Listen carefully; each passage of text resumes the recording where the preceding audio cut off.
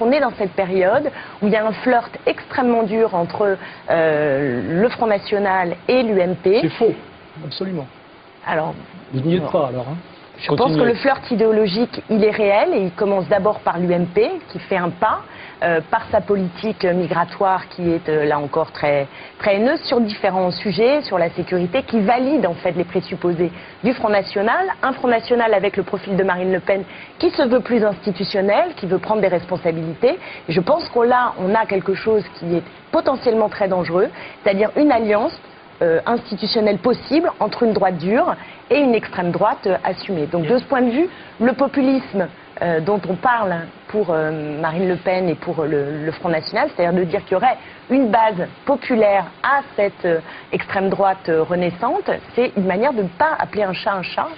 Quand le FN a commencé à mordre dans les années 80... Il n'y a pas de base populaire au Front National électoralement? Ah bah parlons de ça, mais en tout cas... Moi je viens du Parti communiste, j'ai suivi le peuple pour cette raison-là. Le peuple votait PC. Aujourd'hui, la majorité des ouvriers et des petites gens votent Front National, vous le savez. C'est totalement faux. Ah, bien sûr. Oui, alors... C'est faux, monsieur. Non, moi je veux bien argumenter là-dessus. C'est pas faux. Simplement, je voudrais juste dire, simplement pour pondérer un peu, il me semble qu'on n'est pas sorti de la séquence de 2002. Il y a une séquence qui s'est ouverte en 2002 avec les présidentielles et le surgissement de Jean-Marie Le Pen au premier tour des présidentielles. On est toujours dans cette séquence-là. Et il faut faire une différence entre un air du temps et des tentations politiques qui peuvent exister d'alliance entre une partie de la droite et une partie du Front National, qui à mon avis ne peuvent pas trouver de traduction complètement politique pour des raisons évidentes. D'accord. Je voudrais quand même répondre je vous en prie, sur le vote populaire, parce que je pense que c'est vraiment le nerf de la guerre du débat que nous pouvons avoir le PC sur le fait combien? Mais je me fiche là de débat le sujet. Là. On sera sur le populisme tout à l'heure, Jacques Rancière va bien nous rejoindre, mais restons sur le Front National. Sur le Front National et sur la base électorale du Front National. En 2002, précisément, 26% des ouvriers qui ont voté pour le Front National. 23, pardon, j'ai dit 26, c'est le premier parti ouvrier de France après l'abstention. Le premier parti ouvrier de France, c'est l'abstention. Mais je viens de le dire, ma petite jeune fille, je l'ai écrit 20 fois. D'abord, mademoiselle et ma petite jeune fille, on va arrêter sur le plateau. Et la deuxième chose, c'est que... Moi, je suis moins d'accord avec ce monsieur qui a l'honnêteté de ses positions et qui a appelé d'ailleurs à voter Sarkozy je veux juste terminer. La dernière fois, mais il est moins cohérent, lui. Je sais le premier parti, vous êtes dans le gloubi-glouba. C'est l'abstention, et ce que vous savez donc aussi très bien, c'est que 26% des cadres et des professions libérales ont voté pour le Front National. Donc l'idée que ce serait uniquement... c'est pas le peuple, les cadres et les professions libérales? Uniquement le peuple. Vous avez une définition sérieuse du peuple? Ceux qui c'est prolétariat plus classe moyenne. Laissez-la terminer, ceux qui seraient justement les non-sachants, ceux qui ne savent pas, etc., qui, parce qu'ils ne savent pas, sont plus propices à se faire avoir par des discours. Ah, vous pensez que les gens de Front National, parce qu'ils sont bêtes, ils n'ont pas assez regardé la télé? Elle est en train de dire le contraire. Écoutez-moi, je suis en train de dire exactement l'inverse. Vous énervez pas tout seul. Je veux bien discuter, mais pour discuter, il faut écécouter l'autre. Je sais que ça vous est difficile. Je connais le discours. Je veux juste terminer pour vous dire que... Je laisse terminer. Voilà. Non, mais il faut quand même entendre que c'est pas uniquement les ouvriers, les employés, les chômeurs qui votent pour le Front National, et que dans les années 70, même quand le PC était fort dans les années 60, etc., il y avait déjà un vote de droite des ouvriers et des employés. Donc on peut penser que c'est aussi chez l'électeurs de droite. Les artisans, les commerçants, les petits patrons, ceux qui souffrent de la mondialisation. Ils votaient déjà à droite et certains se sont radicalisés, c'est ça que je veux dire. Ça a commencé avec Pierre Pouchard.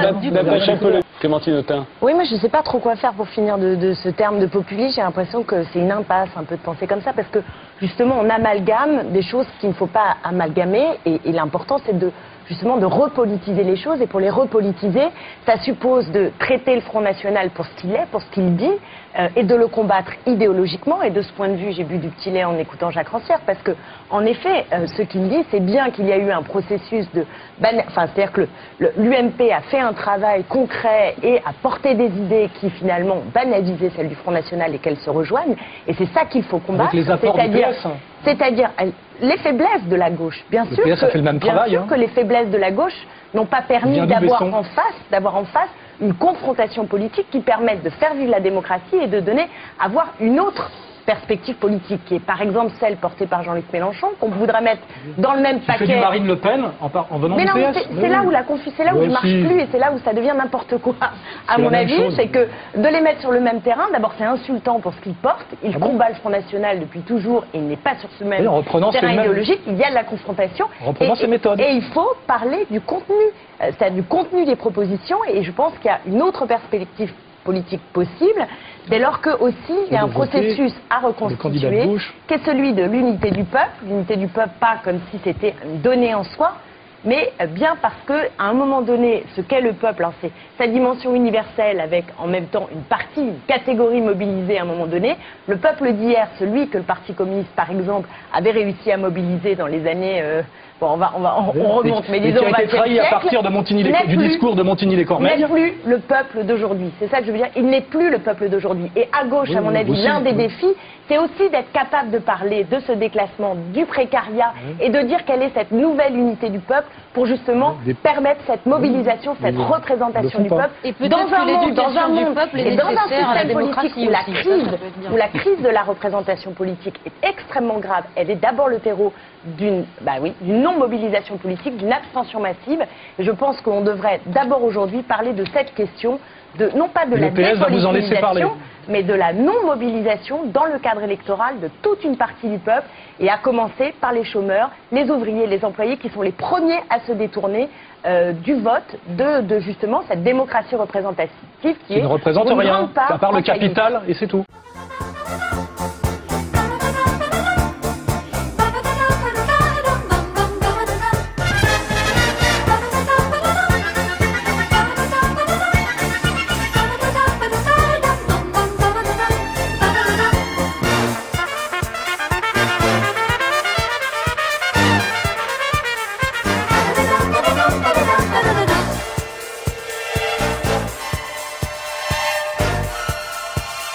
Bye.